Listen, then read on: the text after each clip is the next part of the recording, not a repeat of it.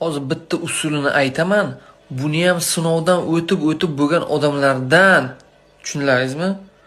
Odamlardan, o'shalardan olaman bu retseptlarni.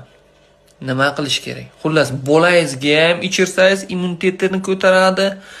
Eringizga ichirsangiz ham immunitetini ham ko'taradi. Ko'taradi. Xullas shunday.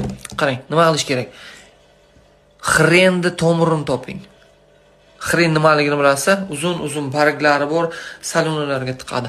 Xren achchiq bo'ladi. Negativ ko'zing chuqurlar. Ana nima qo'yib oldim. Oti nima edi? Effekt. O'zim aytay oldindan. Xullas 150 xrenni tomirini aytib o'tirman hech kimga. 150gini xren tomirini ustidagini qirib tashlaydi, o'zi hidi shu maza bor-ku. Ana uni xrenni tomirini qirg'ichdan o'tkazasizda 150gini 450 ga 1 ga 3, mayli yarim kiloga bo'lsa ham soling. Asalga soling. Tushundingizmi? Asalga solasiz, aralashtirasiz.